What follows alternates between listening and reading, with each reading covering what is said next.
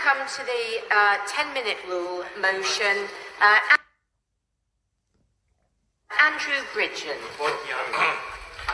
Madam Deputy Speaker, I seek leave of the House to bring in a bill to prohibit the promotion of social transition practices in schools, to require schools to inform parents if their child has indicated an intention to pursue or has commenced social transition, to provide for a right for parents to access information about lessons in schools, to make provision about the teaching of the concept of gender identity in schools, and for connected purposes. Madam Deputy Speaker, the issue I bring to the House today needs a bill, the very necessity of which is both grotesque and revealing of an absurdity, that turning a blind eye to the real-world effects of what seemingly good faith legislation has had on our education system, schools and society as a whole. So we may all be clear on what the proposed bill refers, let me start by defining the terms mentioned. Gender identity is the theory that, though we may be biologically male or female, the more important characteristic is what we actually feel like on the inside. Social transitioning is the conscious act of self-rejection of our biological reality. Cases of this happening used to be one of the clearest examples we've ever had of an exception that proves the rule. I'm sickened to say that under all our noses, members of society, either politically or educationally tasked with helping bring up our children, have turned raising the next generation into a science experiment with consequences that break my heart. In schools today, it's rapidly becoming taught as a normal and common occurrence not to feel at home in our own bodies. And that the reason we feel that way is likely to be because we are, as a person, simply trapped in the body of the opposite sex.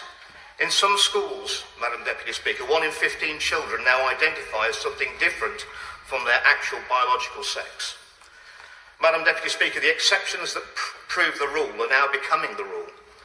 We've started to blur the lines of basic reality and turned what was already an extremely complex world for children to get to grips with into a more complex one. To paraphrase Douglas Murray, there is just about nothing more formative to our grip on reality than the realities of sex.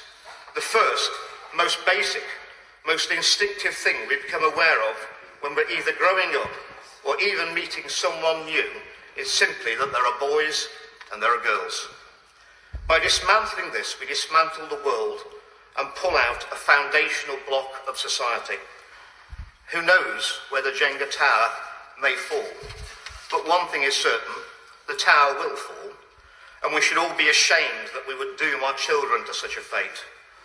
Social transition practices in school have now become the norm in every classroom in the country. They are promoted as a normal and healthy response to natural feelings children experience around a difficult period we used to just call growing up. There is not a single child in our schools today who has not been exposed to it.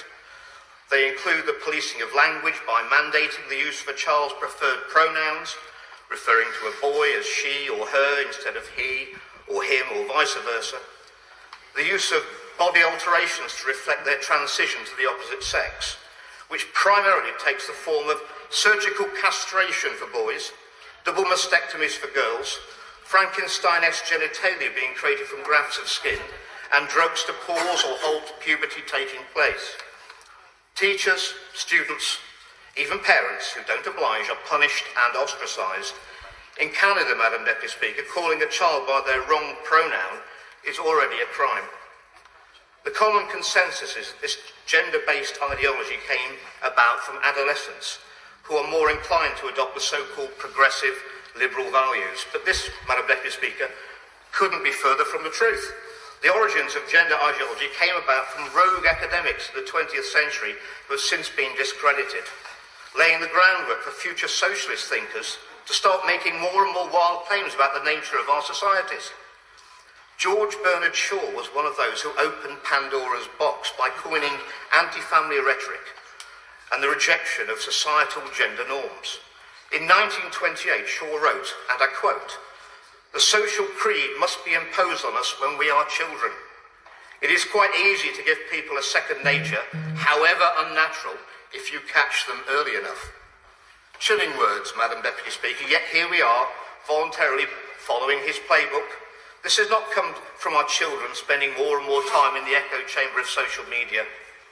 It has been clinically and systematically imposed on them from the top down. Gender ideology is a political ideology, one that has been effectively promoted in schools and therefore constitutes political indoctrination, which under Section 406 of the Education Act is strictly prohibited. Any who would argue that the gender identity is protected by the Equality Act of 2010 and therefore can be discussed in schools would have grossly misinterpreted the Equality Act, as gender identity is not a protected characteristic. There is a reason we are careful what topics we broach and teach children at young ages. Why have we forgotten this? And if it were at all possible, Madam Deputy Speaker, it gets much worse. The public are rightly shocked when they learn just how graphic and extensive sex education lessons have become in our schools. 5-year-olds are being taught to identify different genitalia in class. Nowhere in the guidance on sex education lessons does the Department of Education discuss teaching 9-year-old children about masturbation or witnessing dolls simulate sex acts. 11 to 12-year-olds being taught that they can feel pleasure from anal or oral sex. Does this depravity know no bounds? Not only are these topics being broached, but they're also being encouraging prepubescent children to explore their own bodies in this manner. This borders on criminality. When adults are suggesting that children as young as 8 should engage in adult activities. We have a duty to safeguard our children and preserve their innocence, protect them from the complexities of adult life, until they reach an appropriate age where they are mature enough to engage with topics and fully understand them. What is happening in our schools, Madam Deputy Speaker, is unacceptable, and there is a need for immediate action. Classrooms should be a safe harbour. Inclusivity has become a double-edged sword cutting through the very fabric of childhood. Every child has the right to innocence and immunity from the sexual perversions of adults. When teaching sex education, topics where a bridge should stand between parents and teachers, a barricade has formed. Parents have been left in the dark and even actively blocked from seeing the material taught to their own children. We must act now and hope that the damage already done is not going to be too long-lasting. The bill I propose today will prop up existing legislation aimed at protecting our children and put an end to this dark chapter. Social transition in children will be forbidden. The promotion of social transitioning and the discussion of social transitioning practices will be prohibited from appearing on any aspect of a school curriculum. Local authorities, governing bodies or head teachers shall immediately inform parents or carers of any child that indicates intent to socially transition or who has commenced the process of socially transitioning. Moreover, upon informing the parents of a child who has considered socially transitioning, the relevant safeguarding policies shall be adhered to and the relevant safeguarding leads shall be notified. Parents will be entitled to the right to consultation, to withdraw their children from sex education, and the right to have access to the materials used as part of that sexual education. And schools will only be allowed to use published, citable resources which are reliably available for public and regulatory scrutiny. The bill will uphold and reinforce the provisions laid out in the Education Act of 1996 and will forbid the promotion of gender identity. Where gender identity is taught, it will be taught alongside opposing views to allow for a fair presentation of political beliefs. Madam Deputy Speaker, RSC and PSHE lessons were brought in to sensibly and safely inform our children on necessary topics to keep them safe from harm.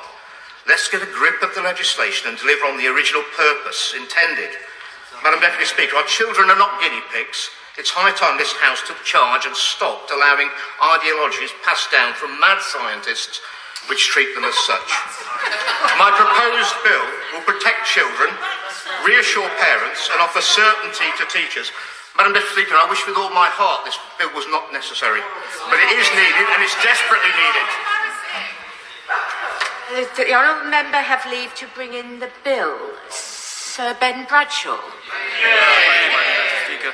Madam Deputy Speaker, I'd like to make clear to the House that I was not intending to speak in this debate when I came into work today, but I and a number of colleagues were so appalled by its contents and by that speech that we felt it was very important to send a clear message from this place, particularly to young LGBT people and their families, that this nasty bill does not represent the views of Parliament. Trans and non-binary people have always existed. Gender dysphoria has been an internationally recognised condition for decades. Coming out as trans or non-binary is never easy and often extremely difficult. And that is why, historically, so many trans people have suppressed their gender dysphoria, leading to high levels of mental illness and all too often, sadly, suicide. Better knowledge and a much wider acceptance of gender non-conformity in recent years, particularly among the younger generation, have made it thankfully easier for trans and non-binary young people to come out. And of course, this can pose challenges to schools. But schools have become very experienced at handling social transitioning with both sensitivity and professionalism. The impact of this bill would turn the clock back to an age in which the very existence of trans and non-binary people, a tiny minority, was simply not acknowledged.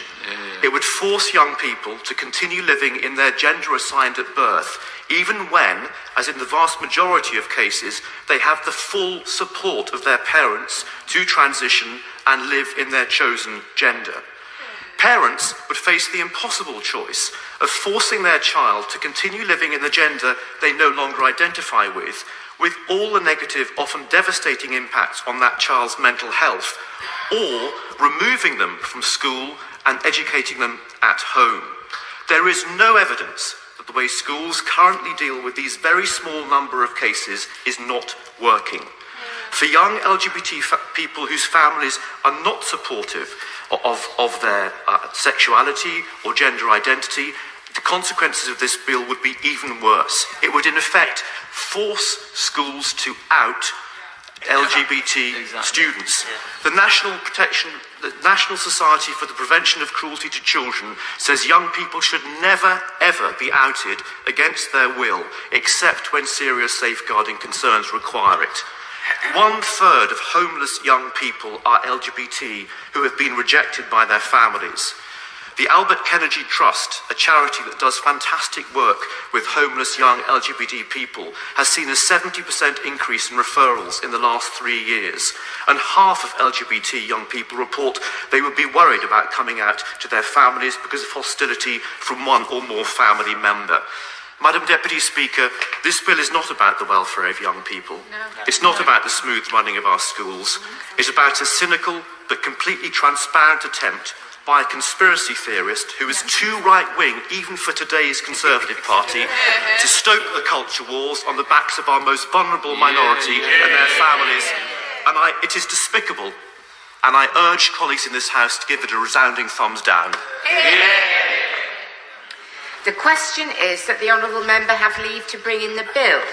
As many as are of that opinion say aye. Of the contrary, no. Division, clear the lobby.